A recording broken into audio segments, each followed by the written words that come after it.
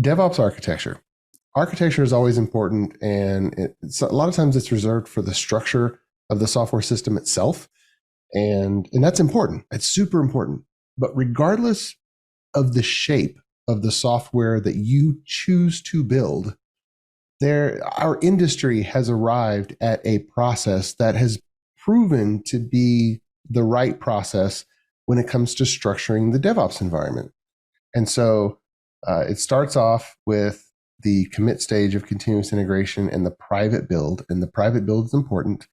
If you do not know what a private build is, go back and read the continuous integration book that was published way back in 2006, where it defined the three stages that make up the continuous integration process or practice. Okay. So after the private build, we push code to a shared team repository, a Git repository these days. And then a build server is going to spring up and is going to run the build. It's called an integration build when it runs on a team's set aside build server. And there are some best of breed build servers out there. You've got Team City, which has been around for a long time. You have Azure Pipelines.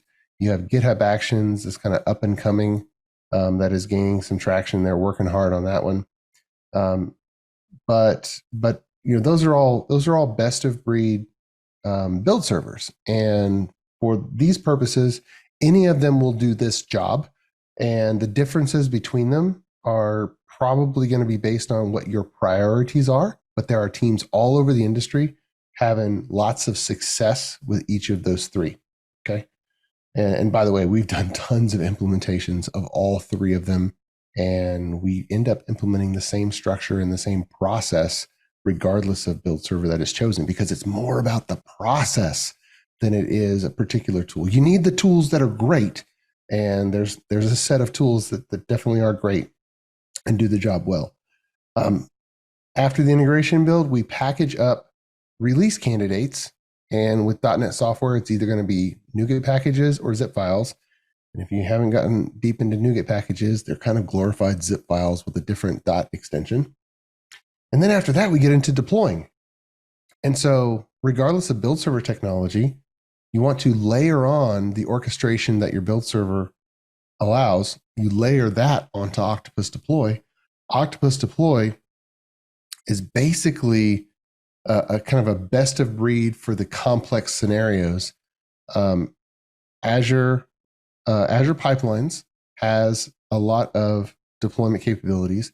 GitHub Actions is gaining more deployment capabilities, and the new Team City Pipelines feature that's in preview, they're adding deployment functionality.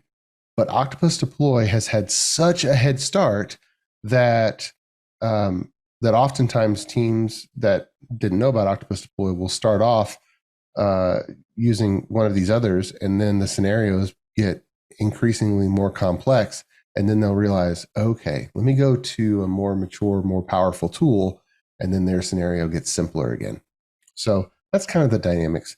If your application is really, really simple, pretty much anything will do, including just throwing together some PowerShell scripts. If your architecture truly is very simple and your environment's very simple. But this is the structure and the flow. Now,